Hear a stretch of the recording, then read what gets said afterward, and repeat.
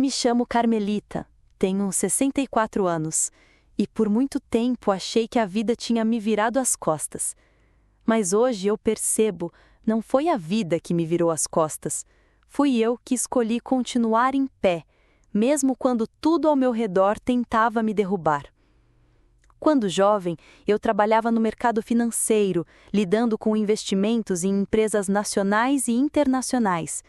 Tinha uma carreira sólida, admirada, respeitada. Mas a vida tem dessas ironias. Um dia, meu marido, depois de anos de casamento, simplesmente me deixou. Saiu de casa, levou consigo um pedaço da minha autoestima e foi viver com outra mulher. Naquele momento, eu poderia ter me revoltado, poderia ter desistido de tudo. Mas eu olhei para o meu filho, Vinícius, e vi nele a razão para continuar.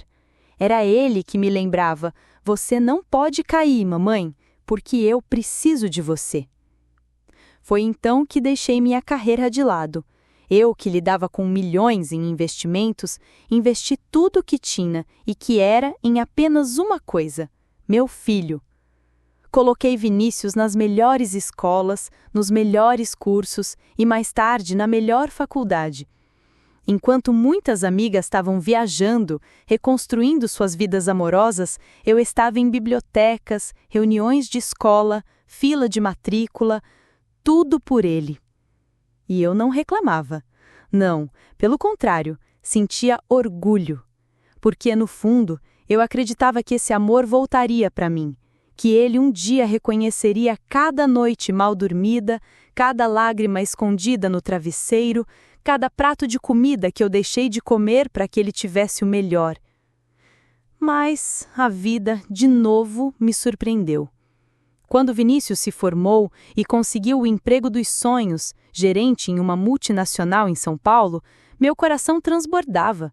Eu pensei, agora ele vai olhar para mim e dizer: mãe, você venceu. Só que não. A cada visita, ele se tornava mais distante. Eu já não era mãe dele, eu era quase uma funcionária dentro da própria casa. Mãe, arruma minha roupa.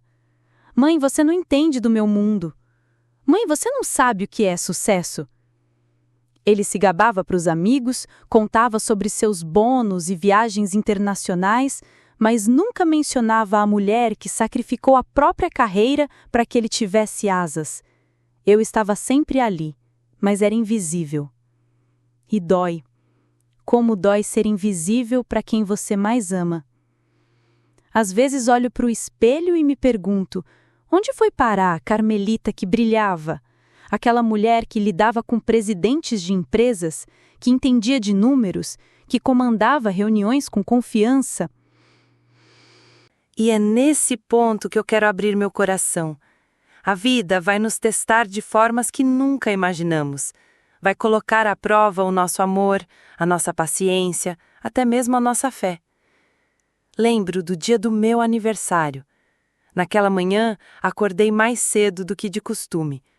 O sol mal havia entrado pelas frestas da cortina quando já me levantei com um friozinho na barriga. Era meu aniversário. 64 anos. Por um instante, fiquei parada diante do espelho. Vi meu rosto marcado pelo tempo, os cabelos já mais brancos que castanhos. Suspirei fundo e pensei: quantas vezes sacrifiquei minhas próprias comemorações para ver o sorriso do meu filho? Será que hoje ele lembrará do meu sorriso? Fui até a cozinha e, com as mãos ligeiramente trêmulas, comecei a preparar um bolo simples, de chocolate com cobertura de brigadeiro, o favorito do Vinícius desde criança. Lembrei-me de quando ele tinha apenas 8 anos e se lambuzava inteiro rindo com um bigodinho de chocolate. Sorri sozinha. Coloquei uma toalha nova na mesa, comprei flores no dia anterior e organizei tudo como se esperasse visitas importantes.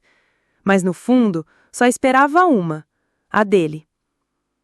As horas foram passando.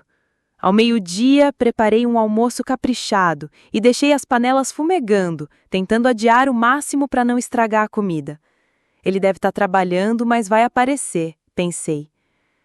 Às 4 da tarde, já sem fome, sentei na sala e fiquei olhando o celular em silêncio.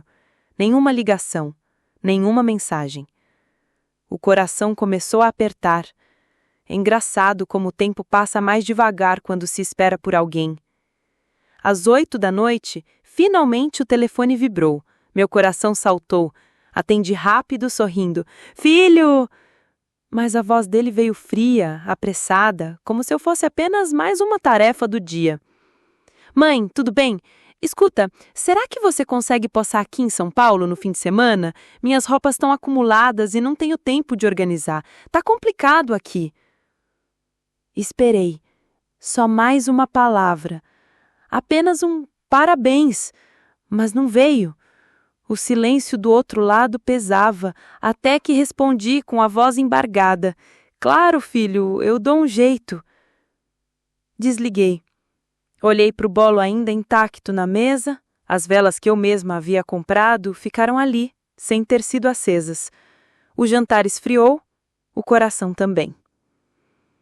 Deitei naquela noite com um nó na garganta, encarando o teto escuro do quarto.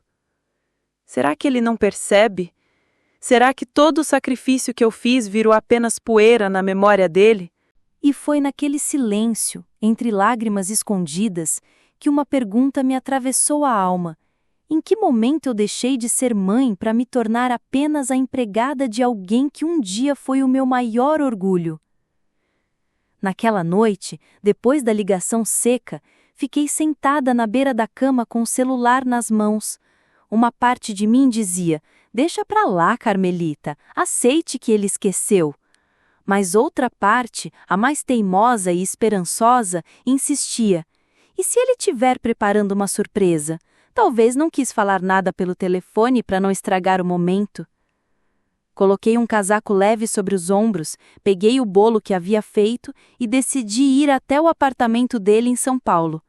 O coração batia forte, como de uma adolescente indo ao primeiro encontro. Cada quilômetro da estrada parecia sussurrar, ele vai lembrar, ele vai lembrar.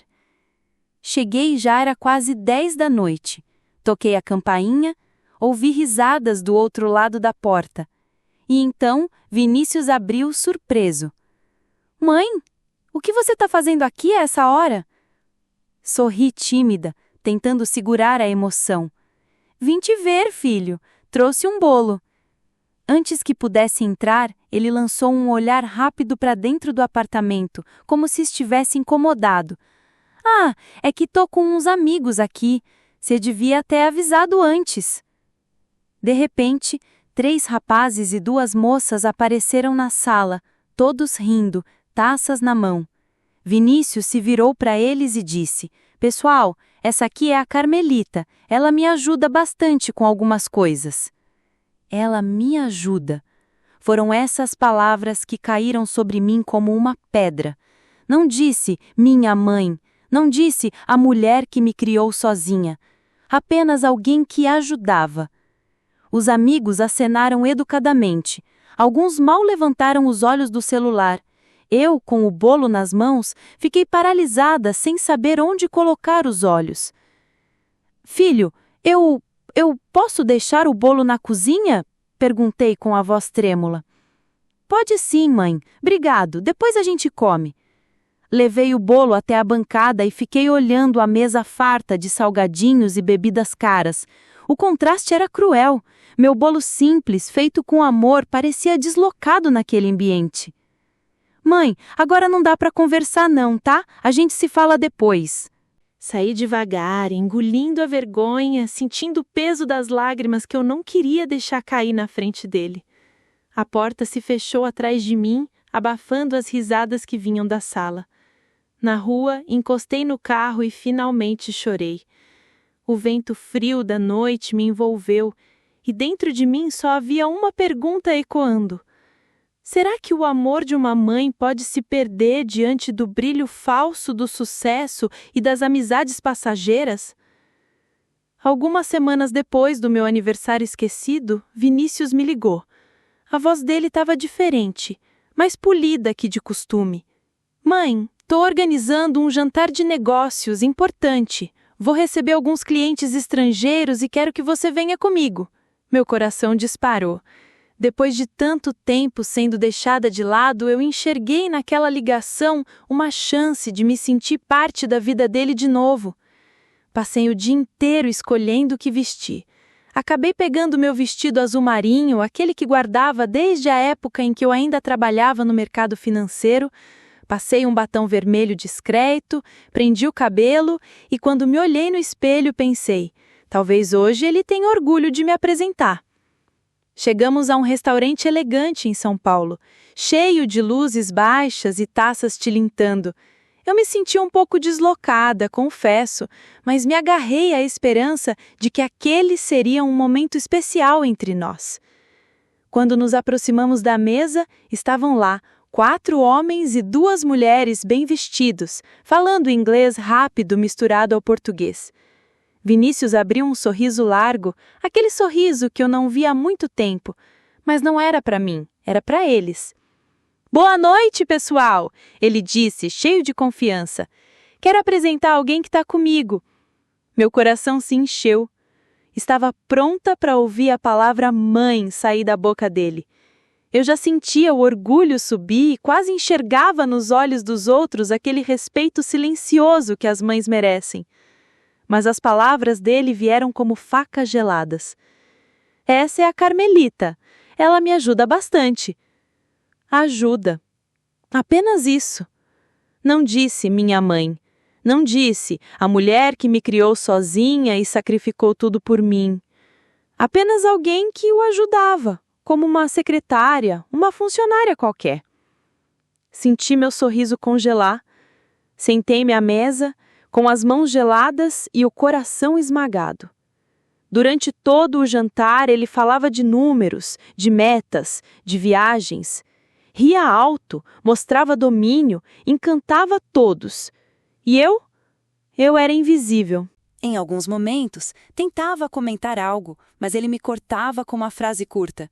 Mãe, não é bem assim, deixa que eu explico. Aquela palavra, mãe, apareceu ali, mas não como orgulho. Foi dita com pressa, quase com impaciência, como se fosse um lembrete de que eu deveria permanecer no meu lugar. Olhei ao redor para as taças de vinho cintilando, para as risadas dos colegas dele e me perguntei: será que ele já esqueceu quem me ensinou a multiplicar números quando era apenas um menino? Será que ele já apagou da memória as vezes em que eu fiquei até tarde ajudando nos trabalhos da escola só para vê-lo brilhar? O jantar terminou e eu mal provei a comida. No carro, no caminho de volta, ele estava radiante com os elogios que recebera. Mãe, acho que eles ficaram impressionados. Esse contrato vai me abrir muitas portas. Eu apenas sorri, com os olhos marejados, mas ele não percebeu. Quando cheguei em casa, tirei o vestido azul e o pendurei de volta no armário. Toquei no tecido como quem se despede de uma parte de si mesma. E pensei: como é possível que um filho seja capaz de conquistar o mundo inteiro, mas perder justamente a única pessoa que sempre o aplaudiu de pé, mesmo quando ninguém mais acreditava nele? Eu sempre amei o Natal. Desde jovem, para mim era mais que uma data, era um ritual sagrado de união. Quando Vinícius era criança, eu passava dias preparando cada detalhe. Fazia rabanadas, assava o peru, enfeitava a árvore com luzinhas piscando e deixava sempre um presente especial embaixo dela. Lembro do brilho nos olhos dele quando corria pela sala e dizia: Mãe, o Papai Noel veio! Essas memórias ainda aquecem o meu coração, mas também doem. Naquele ano, com 64 anos, preparei tudo novamente como sempre fiz. Coloquei toalha vermelha na mesa, arrumei pratos, talheres, frutas, vinho. Decorei a árvore que estava guardada no porão desde os tempos em que ele ainda acreditava em magia. Eu queria acreditar que, apesar de adulto, Vinícius ainda guardava dentro dele o menino que amava o Natal. Mandei mensagem de manhã. Filho, a ceia está pronta, estou esperando você. Ele respondeu apenas com um beleza, mãe. Passei o dia em expectativa. A cada carro que passava na rua, meu coração disparava, achando que era ele chegando. Às 9 da noite, a mesa já estava posta, as velas acesas. Eu vesti um vestido simples, passei um perfume leve, queria estar bonita para recebê-lo. Às 9h30, nada. Às 10, mandei outra mensagem. Filho, está demorando? Ele demorou alguns minutos para responder. Mãe, surgiu um jantar com uns clientes, não vou conseguir ir. Feliz Natal! Meus olhos se encheram de lágrimas. Olhei para a mesa, farta, bonita, cheia de carinho, e vi apenas uma cadeira vazia. A comida esfriava, as luzes da árvore piscavam sozinhas na sala como se zombassem da minha solidão. Tentei comer alguma coisa, mas a garganta não deixava. Engoli um pedaço pequeno de peru, mas parecia que descia rasgando. As lágrimas caíram no prato. Liguei a televisão para abafar o silêncio, mas cada propaganda natalina, cada filme com famílias reunidas, era como uma facada no peito. Desliguei. Fiquei apenas encarando a árvore iluminada. Meus pensamentos rodavam. Onde errei? Será que amei demais? Será que criei um filho tão focado em conquistas que esqueceu das raízes? Ou será que, ao abdicar da minha própria vida para viver em função da dele, eu ensinei, sem perceber, que eu não importava? Naquela noite, não consegui dormir. À meia-noite, segurei uma taça de vinho sozinha e sussurrei para mim mesma. Feliz Natal, Carmelita. Você ainda está aqui, mesmo que ninguém perceba. As lágrimas caíram como chuva silenciosa, e no fundo da alma, uma pergunta ecoava, cortante. O que é pior? Perder alguém para a morte ou perder alguém para o orgulho? Algum tempo depois do Natal, decidi visitar Vinícius em São Paulo. Ele parecia distante nas mensagens, mas eu pensava, talvez ao ver meu rosto ele lembre que ainda sou a mãe dele, não apenas alguém que o ajuda. Peguei o ônibus cedo, levei uma sacola com algumas comidas que preparei, lasanha, bolo de fubá e pão caseiro. Ele deve estar cansado, trabalhando demais. Vai gostar de ter algo feito por mim, pensei. Cheguei no prédio moderno onde ele morava, com portaria envidraçada e seguranças impecáveis. O porteiro, Sr. Álvaro, me recebeu com um sorriso simpático. Boa tarde, dona Carmelita. O Vinícius já está lá em cima com alguns colegas. Outra empresa, cheio de opiniões. E Carla, uma moça jovem, assistente de marketing com um olhar admirado para Vinícius. Ele falava animado sobre metas, promoções e viagens internacionais. Quando me viu, fez uma expressão de surpresa, não de alegria. Mãe, você veio mesmo?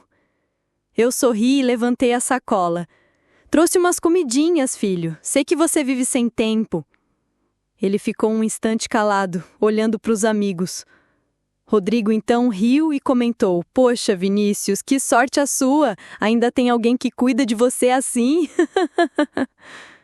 Foi nesse momento que esperei ouvir: Essa é a minha mãe, a mulher mais incrível do mundo. Mas não. Vinícius riu, meio sem jeito, e respondeu: Essa é a Carmelita. Ela me ajuda bastante em casa. Silêncio. Meu peito gelou. Ajuda? Apenas isso? Carla sorriu educadamente. Prazer, Carmelita. Marcelo apenas acenou com a cabeça. Eu fiquei ali, parada, tentando disfarçar a dor. Coloquei a sacola na cozinha, arrumei rapidamente as coisas e voltei para a sala. Enquanto eles brindavam com taças de vinho, Eu me sentei discretamente em uma poltrona, invisível. Vinícius falava alto, cheio de orgulho. Ano que vem devo ser promovido. A empresa já falou em me mandar para Nova York. Quem diria, hein? Tão jovem, já nessa posição. Rodrigo bateu no ombro dele. Você é o cara, Vinícius, um exemplo. Eu ouvi tudo em silêncio. Cada palavra era um lembrete cruel. Ele tinha orgulho de mostrar conquistas ao mundo, mas vergonha de mostrar quem o formou para ser quem é. Depois de algum tempo, levantei discretamente. Filho, eu vou indo. Não quero atrapalhar. Ele mal olhou para mim, ocupado com as conversas. Tá bom, mãe. Obrigado por ter vindo. A gente se fala. Saí do apartamento com as pernas pesadas, descendo pelo elevador como se carregasse toneladas de mágoa. Na portaria, o Sr. Álvaro perguntou: Já vai, dona Carmelita? Foi rápido, não? Eu sorri sem graça e apenas respondi: Foi o suficiente. Na calçada, olhei para o céu da cidade iluminada e pensei: talvez o verdadeiro sucesso de um homem não esteja no cargo que ele ocupa, mas na forma como ele trata quem mais o amou. E nesse quesito, meu filho estava falhando miseravelmente. Talvez meu filho ainda precise amadurecer para entender quem realmente eu sou. Talvez ele ainda precise tropeçar na própria arrogância para enxergar o valor da humildade. E eu vou recomeçar. Vou retomar meus investimentos, meus estudos, minhas conexões. Porque a vida não termina quando alguém deixa de nos valorizar. A vida continua. E é justamente aí que podemos provar para nós mesmas que ainda sabemos brilhar. Se você está lendo isso e sente que alguém te deixou de lado, lembre-se, você não precisa do reconhecimento de ninguém para validar quem você é. Eu aprendi, com lágrimas e coragem, que a verdadeira vitória é não se perder de si mesma, mesmo quando o mundo insiste em te apagar. Era uma sexta-feira chuvosa quando o telefone tocou.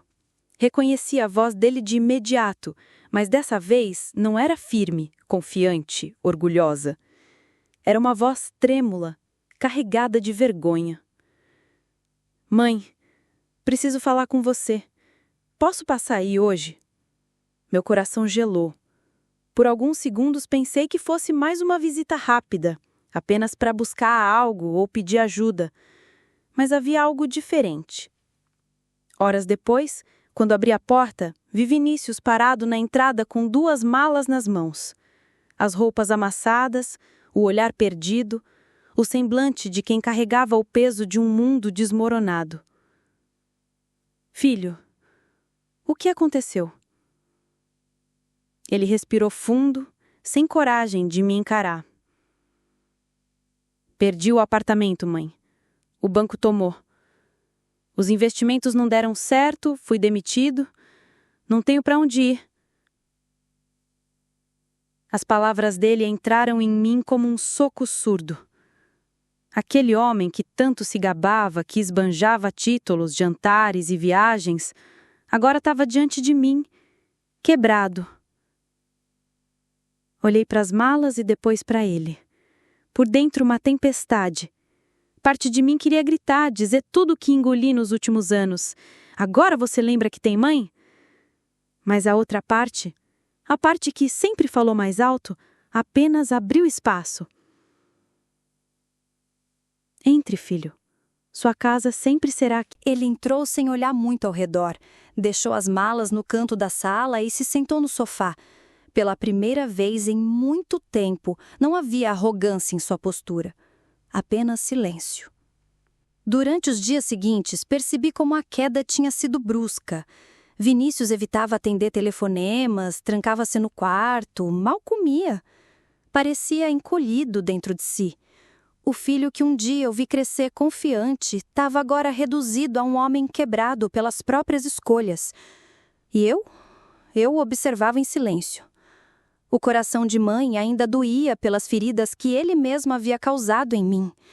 Mas, mesmo assim, havia compaixão. No fundo, eu sabia. Essa era a oportunidade que a vida estava lhe dando para aprender o valor das coisas que o dinheiro jamais compra. Certa noite, quando o encontrei sentado na varanda, olhando o vazio, ele murmurou: "Mãe, eu nunca pensei que ia voltar para cá. Sempre achei que estaria acima de tudo isso." Coloquei minha mão sobre a dele e respondi, firme, mas com ternura: "Filho, ninguém está acima do amor. É ele que sustenta tudo. E quando você esquece disso, a vida encontra uma forma de te lembrar." Naquele instante, vi em seus olhos um lampejo do menino que um dia me abraçava, dizendo: "Mamãe, você é tudo para mim." E pela primeira vez em anos, eu senti: talvez meu filho estivesse finalmente pronto para enxergar o valor daquilo que nunca deveria ter deixado para trás. Era uma tarde abafada de terça-feira quando Vinícius apareceu na cozinha, nervoso, andando de um lado para o outro. "Mãe, vou receber uns colegas aqui para discutir uns investimentos. Preciso que você prepare algo rápido para a gente comer, tá? Uns petiscos, qualquer coisa." Ele falou sem me olhar nos olhos, como se ainda fosse o Vinícius orgulhoso de sempre. Engoli seco, ajeitei o avental e respondi: "Claro, filho, pode deixar comigo." Passei a tarde preparando salgadinhos, cafés, sucos e uma torta salgada. Enquanto organizava tudo na mesa de jantar, ouvi o som das vozes entrando pela sala. 4 homens de terno e uma mulher de fala firme, todos aparentando importância. Eles se apresentaram com pressa, e Vinícius apenas disse: "Essa é a Carmelita, ela me ajuda em casa." De novo aquelas palavras que cortavam como faca. Respirei fundo e voltei para a cozinha. Mas, dali, através da porta entreaberta, eu os ouvia discutindo. Falavam sobre um investimento arriscado em fundos internacionais, valores altos, estratégias confusas. O tom de voz ia crescendo. Um deles, o senhor Eduardo, um homem grisalho, dizia: "Se fecharmos dessa forma, o risco de perda é gigantesco. Podemos comprometer todo o capital." Vinícius, aflito, tentava argumentar: "Não, vejam bem, eu estudei isso, acredito que é seguro." Eu fechei os olhos e respirei fundo. Meu coração acelerava. Eu entendia perfeitamente do que eles falavam. Eram termos que me eram familiares, lembranças vivas dos anos em que atuei no mercado financeiro. Dentro de mim, a mulher que eu fui um dia despertava. Mas, ao mesmo tempo, a dor me travava. Será que devo falar? E se ele me humilhar na frente deles? E se acharem ridículo uma mulher de 64 anos se meter numa reunião de negócios? Até que ouvi a frase que mudou tudo. Um dos investidores disse impaciente: "Se não houver um plano convincente agora, estamos fora. Não dá para arriscar nosso dinheiro." Nesse instante, não pensei mais. Deixei a cozinha, caminhei até a sala com o coração disparado. Todos me olharam surpresos quando interrompi a reunião. "Desculpem a intromissão, mas o modelo que vocês estão propondo tem uma falha gravíssima. Essa ação que vocês querem usar como base, ela sofreu desvalorização de 12% nos últimos trimestres por conta da instabilidade cambial. Se vocês entrarem agora, vão comprometer não apenas os rendimentos, mas também o capital inicial. A solução é diversificar em setores que se mantêm sólidos mesmo em crises, energia e saúde, por exemplo. E se me permitem, posso mostrar exatamente como estruturar isso." Silêncio. Olhares arregalados. O senhor Eduardo tirou os óculos e me encarou, curioso. "E a senhora entende de mercado internacional?" "Trabalhei mais de 20 anos nisso, senhor. Antes de abdicar a carreira para criar o Vinícius, eu negociava com empresas multinacionais semanalmente." Eles se entreolharam, surpresos. A mulher da equipe, chamada Paula, abriu um sorriso. "Ela tá certa. O relatório que li na semana passada mostra exatamente essa queda nesta ação que a Carmelita falou. Como não percebemos isso antes?" Vinícius estava pálido, sem palavras. Olhava para mim como se estivesse vendo uma estranha. Eu continuei firme. Se estruturarem a carteira da forma que sugeri, não só minimizam o risco, como aumentam a liquidez. É um caminho mais seguro e inteligente. Por alguns segundos, só houve silêncio. Então o Sr. Eduardo bateu a mão na mesa.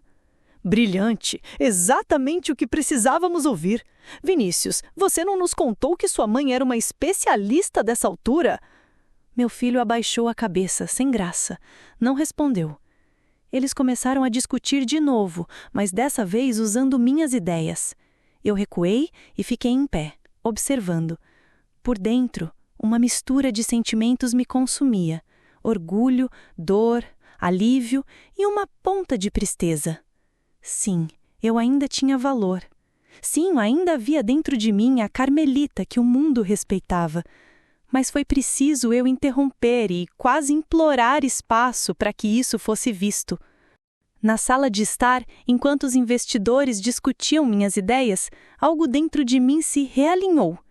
Não foi apenas a validação do Sr. Eduardo ou o sorriso de Paula, foi o reencontro comigo mesma. A Carmelita, que comandava reuniões, que entendia de mercados, que não tinha medo de expressar sua opinião, ainda estava ali. Ela só precisava de uma fresta de luz para voltar a brilhar. Nos dias que se seguiram, o silêncio de Vinícius em casa era diferente. Não era mais o silêncio da arrogância, mas o da reflexão. Eu ouvia me observar de longe, enquanto eu lia relatórios financeiros no tablet, algo que não fazia há anos. Ele via as ligações que comecei a receber de Paula, a mulher da equipe de investidores, que me pedia conselhos sobre a carteira que havíamos reestruturado. Uma tarde, ela me ligou com uma proposta que fez meu coração parar por um instante. Carmelita, o Sr. Eduardo e eu conversamos. A forma como você simplificou um problema complexo e nos deu uma solução clara e segura, isso é raro. Gostaríamos de te convidar para se juntar à nossa equipe como consultora sênior. Não é um favor, é uma necessidade. Precisamos da sua experiência. O convite ecoou na sala. Eu olhei para as minhas mãos, as mesmas que por anos apenas cozinharam e limparam, e me lembrei do peso de uma caneta assinando um contrato importante. Olhei para a janela e vi o mundo lá fora, o mundo do qual eu tinha me desconectado. Eu aceito, respondi, com a voz firme, uma firmeza que surpreendeu a mim mesma. Quando contei a Vinícius, ele não disse nada, apenas me olhou com uma mistura de espanto e algo que eu não via há muito tempo: admiração. Naquela noite, ele se sentou à mesa de jantar não para comer e sair, mas para conversar. Mãe, eu ouvi a conversa. Eu nunca soube.